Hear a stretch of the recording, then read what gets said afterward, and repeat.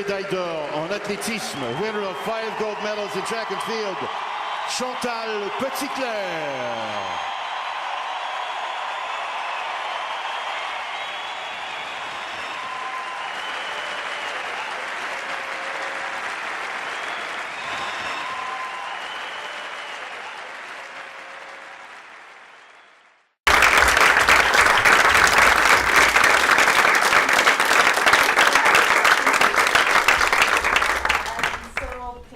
I've been in Glasgow for 1 week now. This time here as a chef de mission for Team Canada.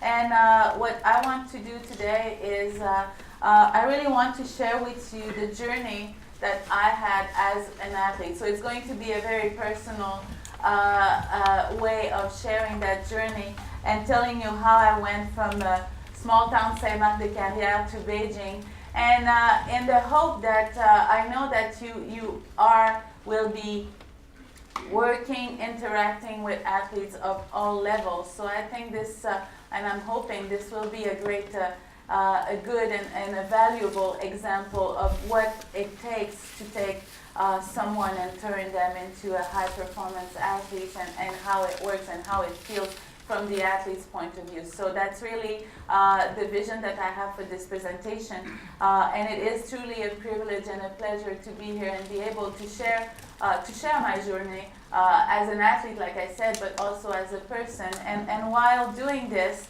I do realize that that we are very different one from the other, and that obviously I am not an expert in every single thing that you are doing. And most of you probably do not do the 100 meter in under 16 seconds. But in spite of those differences, if there's one thing I have learned in over 20 years in high performance, it is that in the end, it does not matter who we are, where we come from, and what we are trying to accomplish with the time and talent and goals that we have. There's one thing that I know for sure is that we all will have to face many, many challenges, and your athletes will have to face many, many challenges. And I believe that how we choose to face those challenges is really what will make a huge difference in the success that you will have. And to me, to go back a little, and before we really talk about sport, to me this big Paralympic adventure did start with one big challenge, and that of course would have to be the challenge of my accident. So I come from a very small town that most of you, well, that probably all of you have never heard about. It's Saint-Marc-de-Carrière, so that's going to be a test. We're going to come back in 2 days and ask you to spell it. And a very small town, 3,000 people close to Quebec City. And you know, I was only 12, visiting some friends of the family who had a farm. The farm was abandoned. So of course, as soon as we got there, the message from the parents and the family was very clear, like we, the children and kids, were not allowed to go and play on the farm because it was abandoned and dangerous, really. So of course, being 13, 12, the very first thing that we decided to do was to go play on the abandoned farm, which was not the greatest idea. And we had this plan. There was a barn door, like those huge barn door that was broken and laying on the ground. The plan was we wanted to lift the door, put some sort of a crate underneath it, and turn it into a bit of a jumping ramp for the bicycles. This is what we did, and we lifted the door, me and this young friend, and he left for 10 seconds maybe, and it took only 10 seconds to really change my life. And myself holding the door like that at 12 and with not as much muscles that I had in this intro. Well, I wasn't able to hold the door very long, and the door fell on top of me and broke my back and spinal cord, and that's how I became paraplegic at the age of 13. And the reason I talk about it is it really amazes me how very often the challenges that we have, and sometimes even the tragedy, They are, of course, very, very difficult to go through. But at the same time, they are also the times where we learn the most about life and about who we are and about how to overcome those challenges. And I guess what I learned from that period of time of going from, and very, very quickly I knew, even at the accident and laying on the ground and unable to get up and unable to feel my legs, that my life would never be the same again, and that I would need to adapt to that new situation very, very quickly. And I guess what I learned from this and what I remember from it is everything being in chaos and out of control, because obviously an accident like this one, you don't plan for it to happen, you don't choose it, you don't want it to happen, but once it's there and you have to face it and live with it. And what I learned from this, which was a very valuable lesson that would stay with me as a person, but also as an athlete later on, was that in a situation where you lose control over everything, well, perhaps the only control you have left is the control over your own attitude and your own emotions. And that it's true that in life and in sport, you don't always choose everything that happens to you, but in the end, it's always you and no one else who chooses how you're going to react to it and what attitude and what actions you're going to take to react to it. So this was very, very important to me. And I went back home a few months after this accident with this mindset, really, with a wheelchair as well. And Saint-Marc-des-Carrières, it was just such a small town, like 3,000 people, and myself going back home. I was back in school, the very first person in a wheelchair in the school, the very first person in a wheelchair in Saint-Marc-des-Carrières. And to be very honest with you, myself at the age of 13, I was the very first person in a wheelchair that I ever met. So it needed some adjustment from everybody. But very, very lucky for me, I met someone who was going to change my life. And in this presentation, I do talk a lot about the coaches that changed my life. And I think, when we think about the people who had a life-changing impact on us, it's usually, we can count them on the fingers of one hand. And to me, that very first person was not properly a coach, but he was a phys ed teacher. But he came to me after my accident and he said, well, being the only one in a wheelchair in the school, obviously we can't really integrate you in everything, but we need to do something, and sport is important, and fitness and health, so we need to do something. And he said to me, why don't we try and go swimming during lunchtime 3 times a week? And that's how really sport came into my life. I was not an athlete before that. I had no athletic background.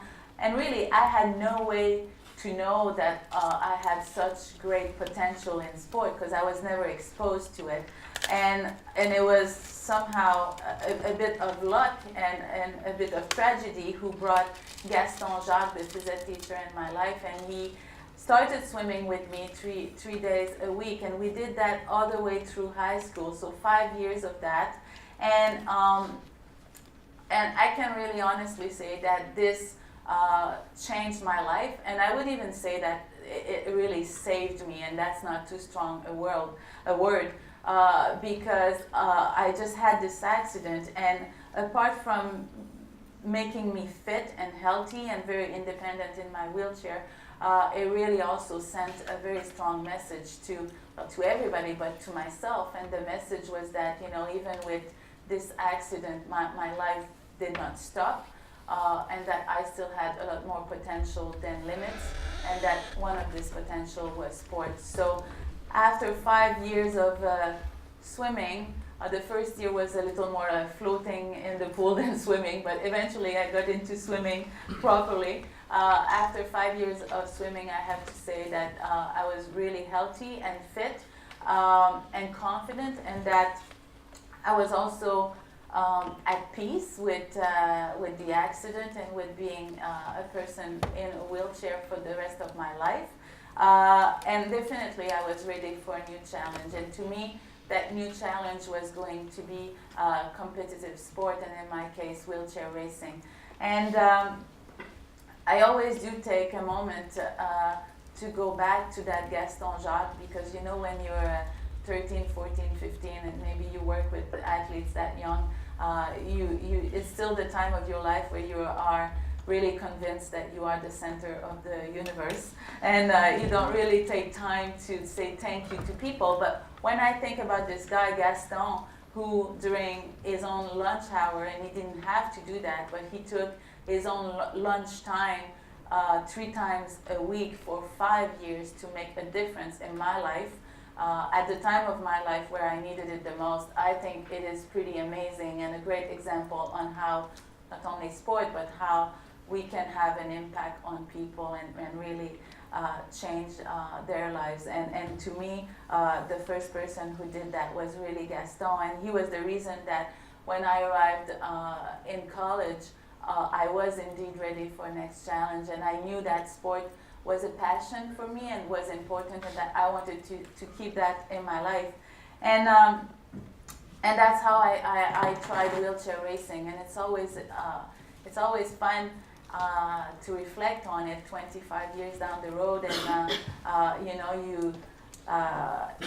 you have the medals, and you have the 5 Paralympic Games, and you are invited in such great VIP events. And when I think back of when I started wheelchair racing, well, you know, sport, it's like anything else in life. No one ever starts at the highest step of the podium. I mean, we all start at the base and have to learn and climb our way up step by step. And this was the case for me as wheelchair racer.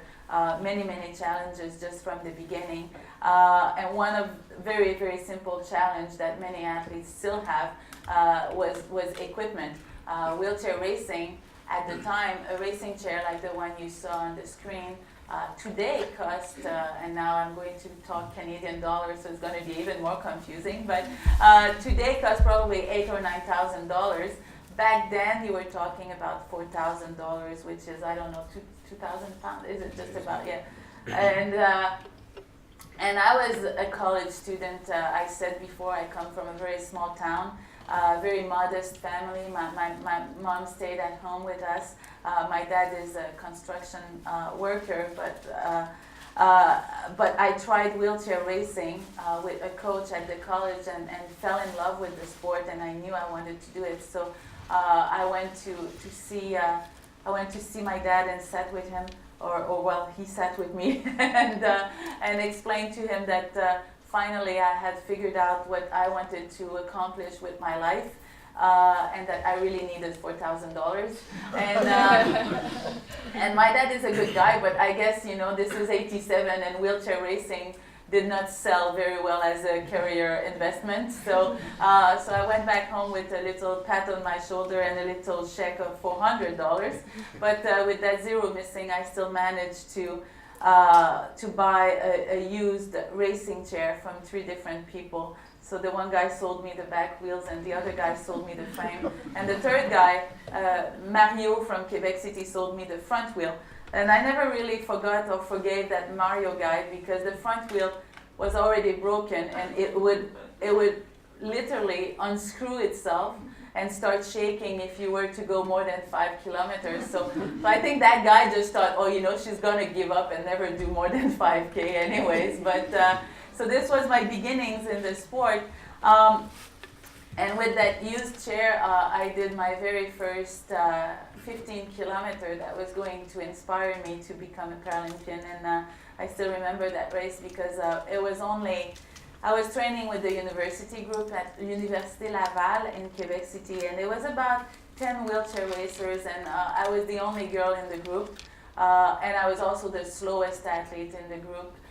And there was this one guy who was a little better than me, and it was Michel. And Michel was the very first sport challenge of my life. And he was the biggest challenge at the time of my life. In my head, it was the only thing I could think about. I was at every training session, how am I going to beat that Michel guy? And really an obsession, trying everything. And there was this 15 kilometer, and it was a little long because I only had been training for a few months. But I really wanted to do it because I had been to the course and studied the course. I was already very passionate.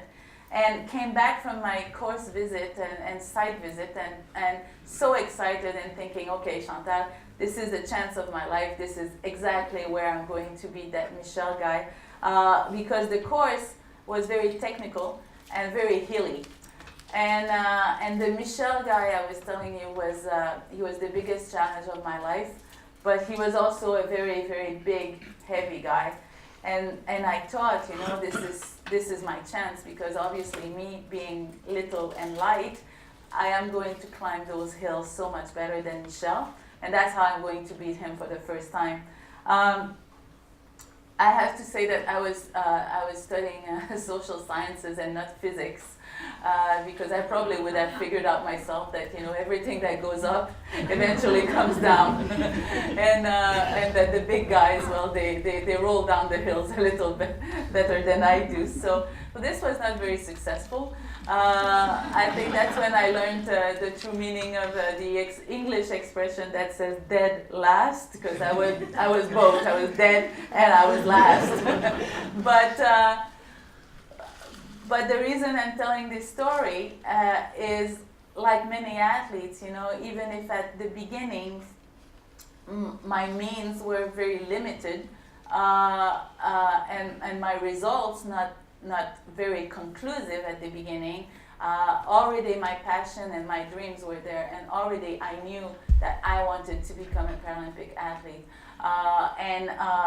This was a great year of the Seoul Paralympic Games, and for the first time in the history of sport, the Paralympic Games were going to be hosted in the same city as the Olympics, and so this was really an inspiring time for the Paralympic movement.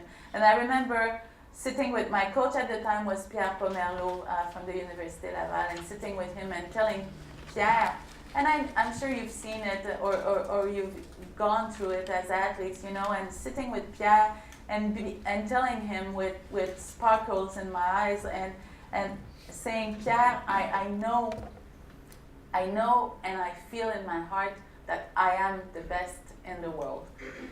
We just need to go faster. But I truly had the spirit to do that, and we did eventually go faster. I did eventually beat that Michel guy on a flat course. Made my way through the national, the provincial, and then the national team, and all the way to Barcelona '92, which were going to be my very first Paralympic Games, and truly important to me. I arrived in Barcelona, and I know this is a big cliche to say that you need to have like solid foundation to build something solid. But Barcelona to me was really about building that foundation as an athlete, and I think it was crucial in making in the making of who I was going to become as a person, but also as an athlete. And Barcelona it was interesting because it was one of the best experiences of my life, but also one of the scariest experience even to this day of my life as an athlete and as a person. And it did start with the scary part. I had no international experience, obviously. This was all new to me. I had no pressure. And the first race we had in Barcelona was the 800-meter event. And I made it through the heats and the semifinals, and so I qualified for the final. And so to me, this was already a big success just to be in the final at my first Paralympic Games. But in the finals of the 800-meter event, and I think you will appreciate this story because you are into sports, I was going to experiment for the first time the call room. And the call room, I always say, for those of you who don't know, but and the call room, I feel, is the scariest place for athletes to be because, like you have the stadium, you warm up on the track, and then they take you down the tunnels into that call room, and you just really sit there for 20, 30, 40 minutes. And that's really where all the adrenaline happens. And you don't have your coach, you don't have your sports site, you don't have your team. Everybody's kind of staring at each other and trying to study each other and trying to figure out, okay, you know, like who's looking good, who's looking strong, who's going to win, who's going to choke. And I had never done that in my life.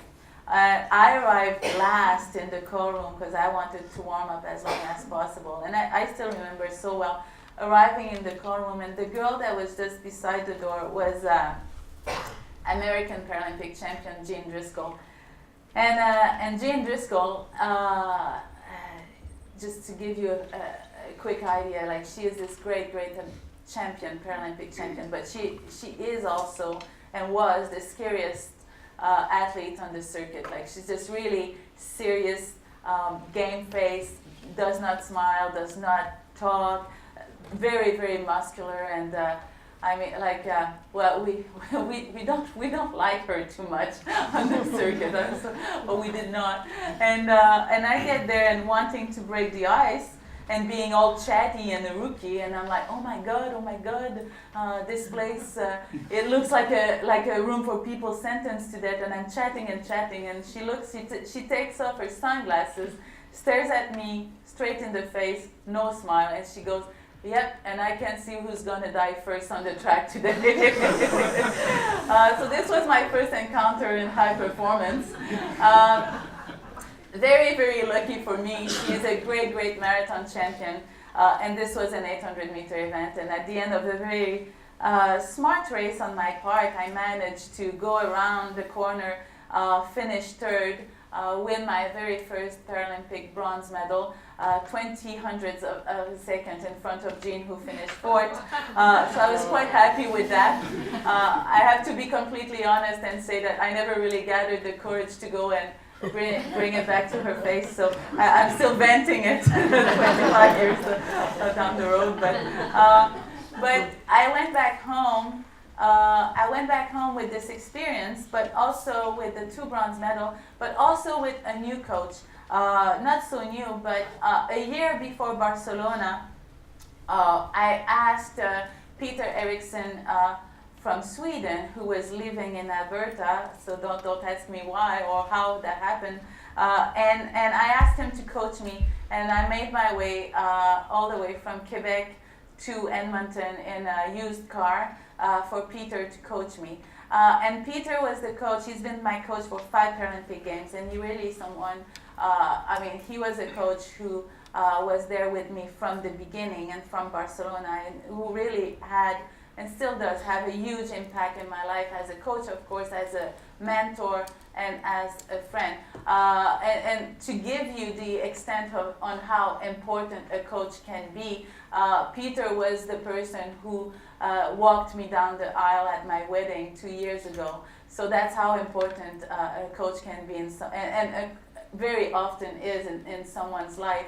And from the very first games from Barcelona, Peter made it very clear to me that if we were going to work together as a team, we were going, first of all, to do it for the right reasons. We were going to be a team with passion, with integrity, with discipline, and we were really going to try and push my limits and my potential as much as possible, and really try to go as high as possible without putting anybody down. Peter was the coach who taught me from Barcelona, and sometimes forced me to always take 10 seconds to go shake hand with the person who won on that day. And I have to tell you that in 20 years of racing, there are many times where you don't want to go shake hands, you know, like you think you should have won, or you're hangry, or you know, you have a few tears a knot, or it's Jean and you don't like her. And but I have to say, in 5 Paralympic Games, Peter never compromised on that, and every time we go shake hands and say, well, you know, bravo, today you were the best out there. And you still think, you know, I'm going to try again next time, but that's just good games. And we came back from these games with the 2 bronze medals, and really a very strong conviction for me that I was doing what I was meant to be doing, and that I had everything I needed to go grab those gold medals. And it truly was the beginning of believing that it was possible for me to achieve those ambitious goals and dreams. And I knew that I wanted to become a Paralympic champion. And this took me to many games with Peter.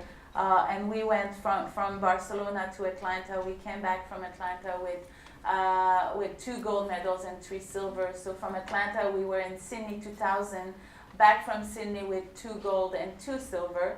From Sydney, we went to Athens. And by that time, I was a lot more mature as an athlete. And in Athens, it went so well. I was entered 5 events, and every event I started winning gold and gold and gold, and I came back home with the 5 gold medals in the 5 events. And I remember coming back from Athens and telling everybody how these games had been at the same time the best games ever, and at the same time the biggest challenge of my life as an athlete. And here we are years after Beijing, where again I went trying and wanting to win the 5 gold medals, and we came back with those 5 golds, and I can really see how Beijing really were the best games of my life, and really the biggest challenge I ever had as an athlete. But that time I knew, even before we landed in China, that Beijing was going to be the biggest challenge I would ever have to face as an athlete, because as we all know, and again, it's a cliche, but it is one thing to reach the top. It is a totally different challenge to stay up there as an athlete and as a team with coaches and everybody. And I knew that, I was the favorite. Everybody, young and not so young, was chasing me, learning from what I was doing and getting closer and closer. I also knew that in Beijing I would be the only athlete covering those 5 events, so the 100, 2, 4, 8 and 15. Everybody was doing either the sprint or the longer distances, but I was going to be doing everything, which meant that I was going to be racing more often than everybody, with no days of breaks, and very often 2 times a day. And even I remember that one day, 3 events in one day, including 2 finals within 73 minutes, one from the other. Something I had never done in my life before, and hopefully will never do again. And we knew, and with Peter, we also knew that it is the one thing to have those big goals and big dreams, but what can you do to make sure that you reach those goals, and how do you make it happen? Knowing very well, and again, this is a great venue to talk about that, like knowing very well that when you are among the best, when you are in high performance, everybody that's up there with you has the same natural talent and potential that you have. Everybody has a good team like you do, and do the work. Everybody wants to win the gold medal. So how do you make it happen for you to raise yourself just a tiny bit and make sure that you get all the chances to get on the top of that podium? And that was the question we had with Peter a few years going from Athens to Beijing. And very quickly, we came to the conclusion that very often in high performance, it's not necessarily one major big change, but we came certain that excellence really happens when we decide to pay attention in every single details of the performance. And that's really the strategy that we took as a team a few years before Beijing. We took a step back and we decided that we were going to analyze every single aspect of my performance and not try to change everything, but try to make it a little bit better, try to push it a little bit better, to push my limits a little bit. And we were really convinced that all these little details and changes, they would add up and make a big difference in the end. And that's what we did. We worked really, really closely, myself with Peter. But one thing that we did, and that, in my opinion, is not often done or not often enough in sport, is we were not afraid to go and reach out for the best in every area. We hired a strength and conditioning expert to make sure that I was very explosive but would not lose my endurance. Like, this was such a challenging nightmare for coaching. And so we worked really hard with André Parent, who works with some of our best tennis players right now, including Jeannie. I know Jeannie is very popular at the moment, and to be very powerful and explosive. And we worked really hard also with the person who was building my racing chair, including making a few trips to Florida. And the challenge with the racing chair was we had been in Beijing, and we knew that the track in Beijing was a very soft surface, and that we would sink in a little, like on carpet, and it was very crucial to be as light as possible. So after a few trips to Florida, Chris Peterson, who builds my chair, managed to lose 6 pounds on a 20-pound chair, which was quite amazing. And back home with that light chair, I was working with sport nutritionists. And you know, the classic with sport nutritionists, trying to be healthy, balanced.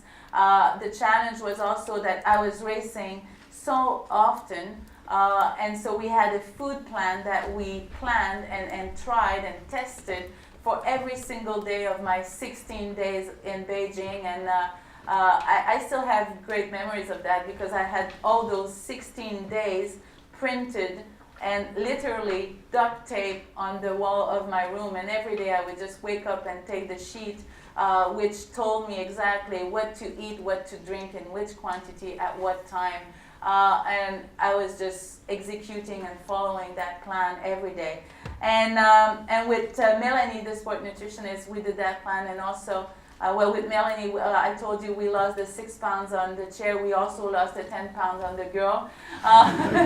So altogether, when we arrived in Beijing, I was the lightest I had ever been in my life. And to help this team work together, and to help me work the best, we also were working with sports psychologist Penny Wertner, ta-da-da.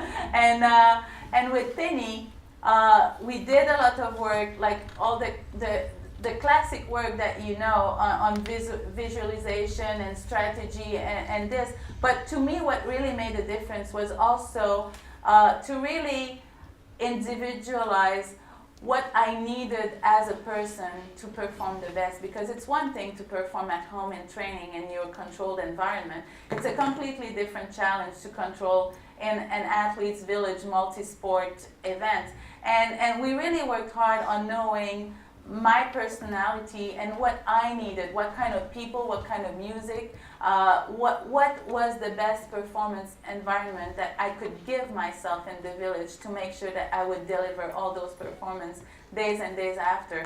And when we arrived in Penny, the plan was in the village in Beijing. The plan was quite simple. We wanted to be in control of everything that we could control, and yet stay ready for everything that we could not control. And I want to talk to you about the one race that I think was I know was the most important race of my life. But before we do that, I just want to show you a little bit of images from Beijing to let you know a bit what it was to be there for 16 days of racing, 5 events.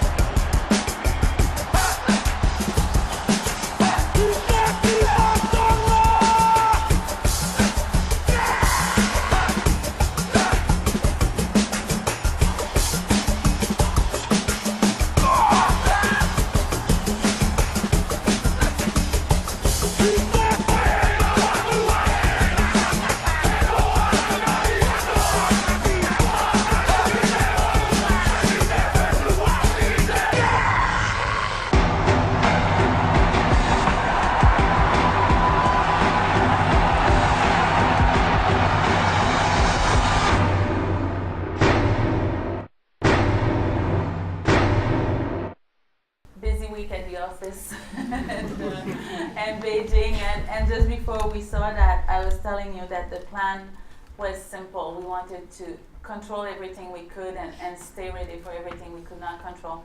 And of course, as you know, as athletes, there are many things that we cannot control. And as Paralympic track athletes, there are, also many things, the weather, the track, the surface, our opponents in general. And in specific in China was 2 Chinese athletes and sprinter who were very, very strong in my competition, but I had never raced them. But I knew that with their times that they were going to be my biggest challenge in the sprints. And in fact, the Chinese Paralympic team had made it a declared public goal that they were out there to win all medals, so gold, silver, and bronze in all sprints, 100, 200, and 400. And myself, I had not lost any of these distances in over 6, 7 years. So it was a little difficult not to take it personal. And the first race we had in Beijing was going to be the most difficult race in the 100-meter event. And that's the race that always stay with me as the best memory of my 5 Paralympic Games. And that's why that's the one I wanted to talk to you about. So we knew the 100-meter was going to be difficult, but I have to say after the semifinal, right after the semifinal, I realized that if I wanted to win that medal and bring it back home to Canada, no one would give it to me for free. I would really have to fight for it and go get it. And in fact, after the semifinal, I should have been quite content and confident because I won my semifinal. I had the best times of both semifinals. And I also was the new record holder for only a month before the game, so I should have been very content and confident. But the reality was I was really scared and a bit into a panic because even if I won those semis, the 2 Chinese athletes, they had a much better start than I had, and I had to come from behind in the 100 and catch up with them and pass them to win that semifinal. Something that I never really had to do in the past because I was well renowned for having a great reaction time, and I was usually the one in the front.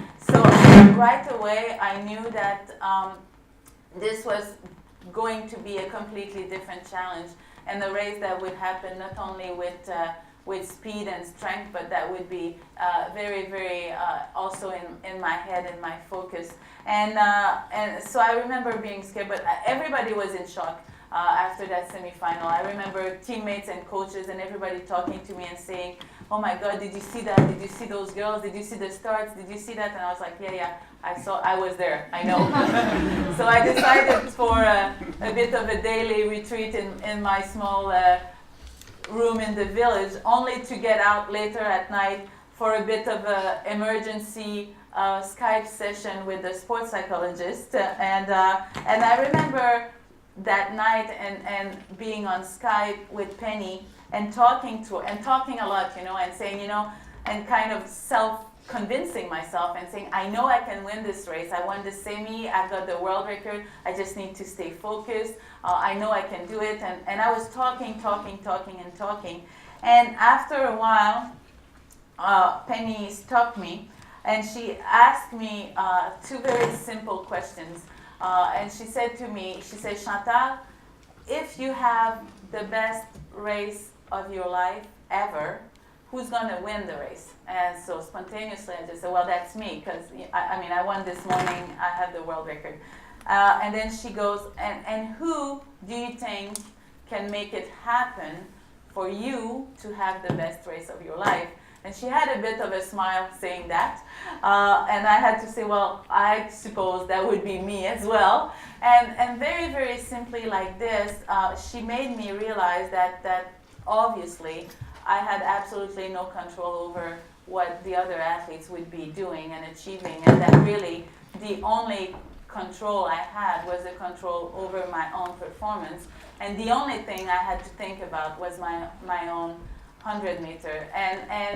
And the goal kind of switched a little bit in my head, and instead of thinking about winning the gold medal, we decided that I was going to focus on every single thing that I needed to do, every single task that I needed to do in order to have the best 100-meter of my life.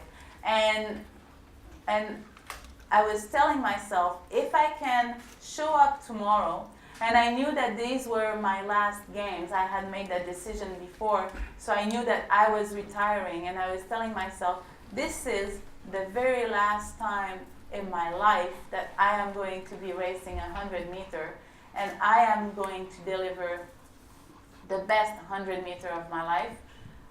And if I can do that, no matter who climbs on that podium, I will be proud and I will be happy with myself. And that's really the attitude that we took for the next day for the 100-meter final. And I remember that day very well. I was in lane 5. We had the 2 Chinese girls in lane 4 and 3, the 5 other finalists with me. 91,000 people in this beautiful Beijing stadium, being very, very, very loud, and not necessarily for me. And right from the gun, I knew that this was the race of my life. I had a great start, but they had a phenomenal start. And they had a phenomenal start and time reaction. And the plan was, and I thought, because that's what we did in the semifinal, I thought I was going to catch up with them at 40 meters. At 40 meters into the race, I was still 2 chair lengths behind them. 60 meters, I was still 2 chair lengths. 80 meters, I was still a full chair length behind the fastest Chinese athletes, and starting to think that maybe 100-meter was a little short after all. But I never gave up on it, and I stayed focused, and I was coming back and back and back, and I managed to pass, and I managed to win that gold medal and pass at 99-meter into the race. And to me, I mean, this is why this medal is so important. I mean, there are medals that, as an athlete, there are performance and medals that you win with your conditioning, with your speed, with your muscles, and there are medals that you win with your head, with your heart, with your guts. And when you do it this way for an athlete, it is the most amazing, perfect moment. And I know it's easy to say it now because I have the medal to prove it, but I swear to you that I never gave up on the plan, and I never gave up on that medal, and I never stopped. And I knew that I was going to go get that gold medal. There is a phase in the race that I didn't know exactly how I was going to go get it, but I knew it was going to happen. And this is why this medal is so important to me, because it really represents the most perfect preparation, physically, mentally, and execution as an athlete. But it also is the most important medal because not only did it bring me this perfect performance as an athlete, but it also brought me later on the most amazing memory, a moment that I ever had as an athlete. And the moment came a little after because, as you know, you win the medal and the race is over, but it's not over. You do the victory lap, and then you do all the media zone, and then you do the doping control, and then they bring you back in the stadium for the medal ceremony. And after the medal ceremony, with a gold medal, you believe that you deserve the right to go back and rest in the athletes' village, but you have Peter Eriksson, a Swedish coach, and he thinks it's a much better idea to go back on the warm-up track for another 10K and an ice bath. So you go back and you cool down and ice bath. And after this was all done, we were the very last ones to leave the stadium. Myself, Peter, our first gold medal in the bus that was taking us to the athletes' village. And when we got to the athletes' village, well, as you know, the last phase is security. And across from security, and they had been waiting there for 45 minutes, I was told after, was the entire Chinese track team. So the silver medalists, the bronze medalists, the coaches, the teammates, everybody wearing their uniform and really classy and properly lined up. And they had decided to wait for my return.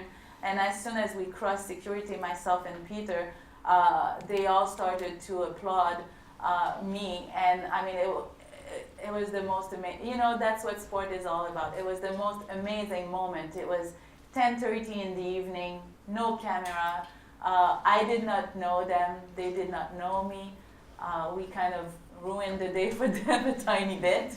And yet they had this great generosity and class and sportsmanship to be there for me and recognize my performance. And I remember the Chinese coach actually was the very first person who stepped forward and shook Peter's hand and then my hand, and we all shook hands. And I remember thinking, you know, this is the kind of thing that you see in a Hollywood movie and you think, wow, that's really cool. But I have to tell you, when it does happen to you in real life, it is even better, and something that I will never forget, and something that to me really represents what a true champion really is, and what high performance and sport really should be, when you give every single thing that you can, and yet you have the generosity to still give and to respect and to be there for others. And this is something that will always stay for me the symbol of high performance and champion. And I knew, and again, you know, it's athletes were a bit superstitious, but I knew from that moment, I knew for sure that I was going to win those 5 gold medals. I knew it was going to be challenging and difficult, but I knew this was going to happen, and this was the beginning of very, very busy and amazing and challenging games for me. And I do want to show that 100-meter for some of you who may think, oh yeah, it wasn't that difficult. So let's have a look.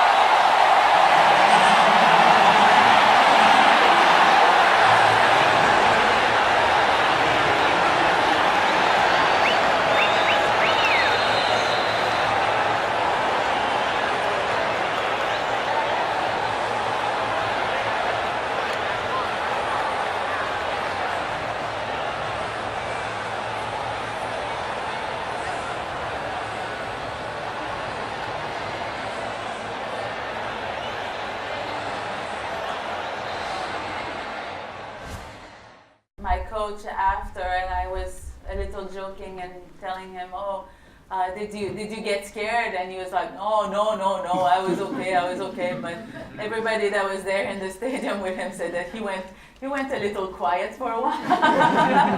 And so this is why this race, this one single race, is the most important race and the best memory I've had in 5 Paralympic Games. And to kind of conclude on that, and you know, I've been back home and I brought back the 5 gold medals, and ever since I've been back, it's been a great journey for me, being able to share those stories, and sometimes with kids. And I know, you know, when I bring the kids, when I visit the kids, I bring with me all 5 medals, because very, very quickly I realized that, you know, especially with the very little one, the equation is quite simple. You know, the more medal you bring, the happier they are. So, and they love to play with the medals, and you know, they want to touch the medals, and they're jumping, and they're so excited. And, oh, you're so lucky!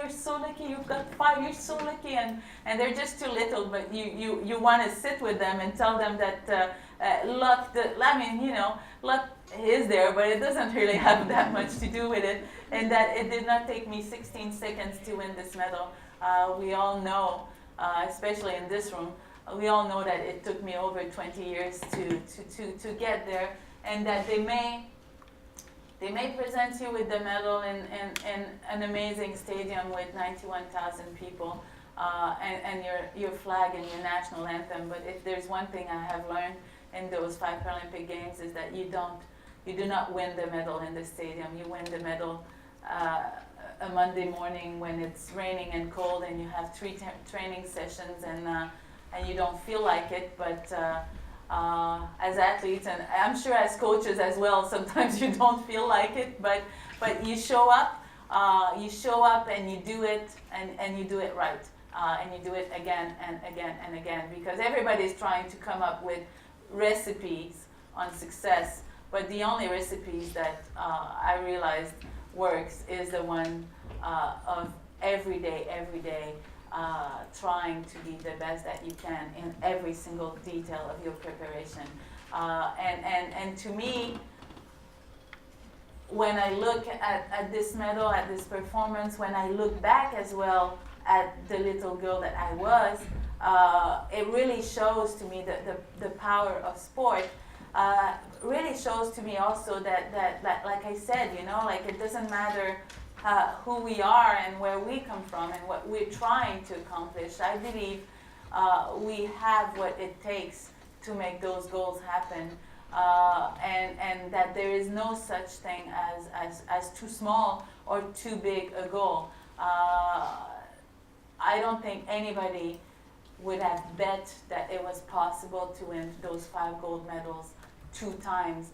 And yet we did it as a team, and it really proved that having those big ambitious goals and dreams is a good thing, and it's possible to make them happen when everybody works together in the same direction and believes in it and is ready to do the hard work. So that's a little bit what I wanted to share with you today.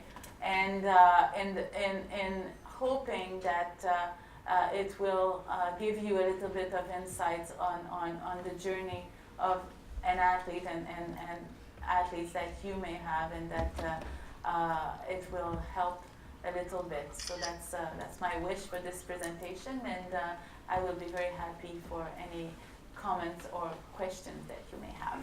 Thank you. Absolutely.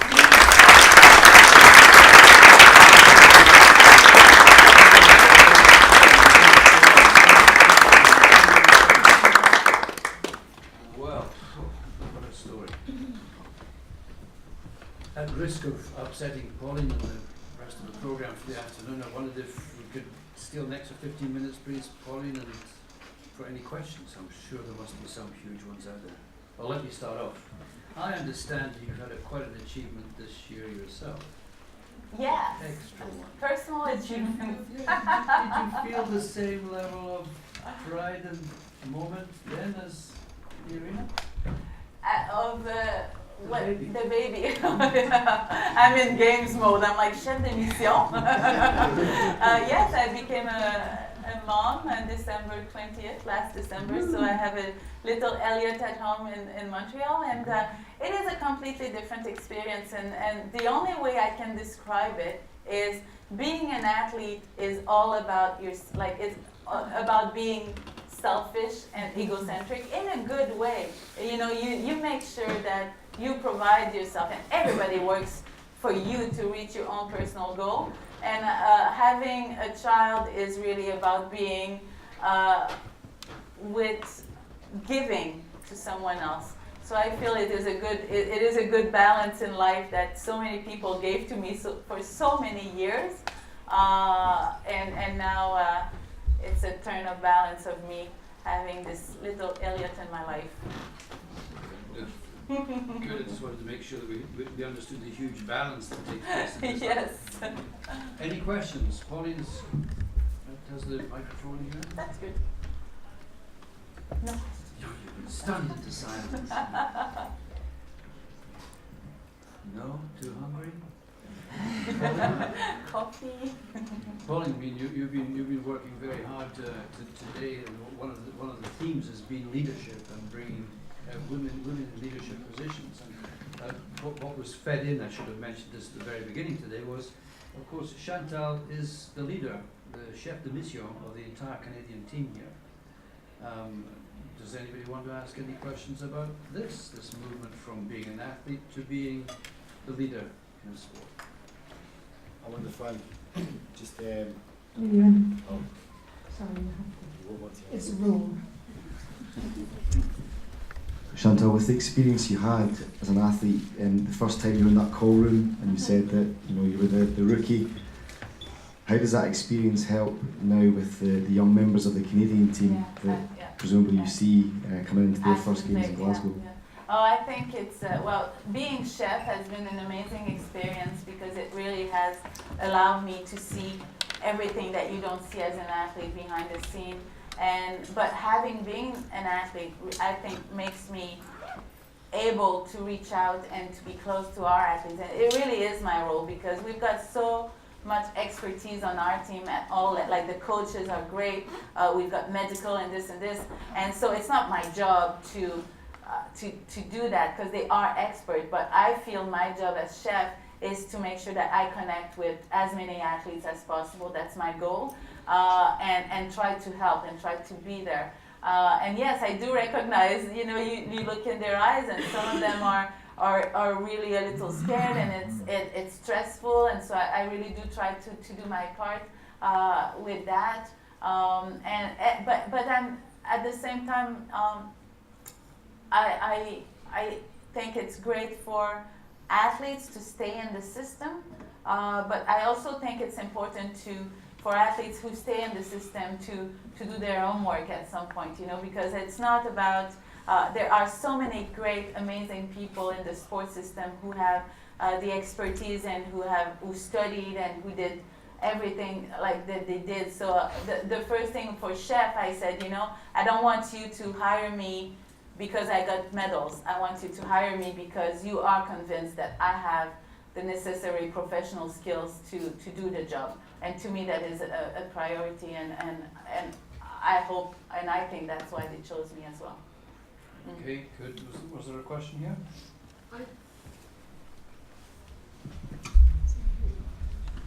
Angela Anderson, Snow Sports. It's more of a comment. So you were talking about motherhood and how you've gone from a taker to a giver. And what we were talking about earlier on this morning was that there's one of the difficulty with having women in sport administration and coaching and the whole thing is that you've got this dislocate that we have in all of society where you become a mother. But the other thing is that what's happened in the motherhood, and if you see the motherhood as a sort of sense of empowerment rather than as something that's seen as something that's disempowering, then what you've done is your mindset has now changed from being that taker to the giver. And that's maybe something that we should all reflect on with this thing of how do we get more women into coaching. That's actually seen as being something that's a big thing that women can give, even although it's later on in their sort of life cycle. So rather than going through the thing of athlete, coach, the sort of, the young dude thing, that you can actually bring this huge strength in as a mother. That's fantastic. Thank you. Very good observation. Thank you. Okay, one Vern Gambetta, the legend. Quiet, Frank. Just you said that you knew that those were going to be your last races. And this is a thing that I've seen over the years. So you finished, you accomplished your goals. Now what? Was there a void there, and how did you deal with it? It's it took me by surprise how difficult it was to retire because I thought I was prepared. And I was prepared. And in Quebec, in Canada, I have a high profile, so I had the perfect retirement conditions because I retired with the perfect performance, which is a privilege because it doesn't happen that often for an athlete. I also retired with my sponsors staying with me an extra 3 years in transition, which is rare and provide good safety. and I had options like working on TV and this, so I had the perfect. And I knew also, because I retired a little old, right? I was already 38, so I knew from other athletes how challenging mentally it is to retire. So I thought, I had it all figured out and that it would go smoothly, and it did. I mean, it did, but it was really hard. It was really difficult. It was very difficult because as an athlete, you're always moving ahead. What's the next race and next medal and next performance? And there I was retired, and all everybody wants to do is talk about what you did in the past. And the first few months is fun because you're still, and the first year even, because you're still on the wave of those medals and it was so great and everything. But after a year, it's like, okay, I can't spend the rest of my life talking about my past. So to me, this was very challenging. And also, you define yourself as an athlete with being this and being the best at what you do. And the reality is when you retire, no matter what it is that you get into, whether it's chef de mission, whether it's TV, or speaking or this and this, like you're not going to be the best at it at the beginning. And that's no fun. It's not fun. Like it's not fun. And then you need to really talk to yourself and say, and really coach yourself into starting again from something, and with confidence and trust that everything you learned as an athlete has value. And it is, and then, but that's one thing. And then the other thing is just you miss everything. Like you miss traveling, you miss the people. Like there are, like when you're on the road, you don't realize it, but there are people that you share a room with like 2 months a year, and then you don't see them for 2 years, and that's hard. Like there's like a lot of different aspect of it that makes it very challenging. And I think there's still a lot to be done to make sure that our athletes retire and that it goes a little more smoothly. But even if everything is perfect, and even if we provide everything for our retiring athletes, it will still, it will still be challenging. There will be a void. Yeah. Now, one last question. Bobby? One more today? Aubrey de Swart, South Africa. I want to ask your relationship with your coach. It was a very long relationship. Yeah, absolutely. Is it still continuing, and you use him still as a mentor and assisting you? Absolutely. I must be chatting on Skype with Peter at least 5 times a week, sometimes 5 times a day. One more question? In that case, I have one question. We had some Chinese colleagues here. Are they still here? Are they gone home? I was going to ask how they felt about my story. About the whole thing. Well, listen, one final thing before we go. At huge expense, believe me, at incredible expense, we've prepared a little present for you. One of my young colleague here. Very generous present. Thank you.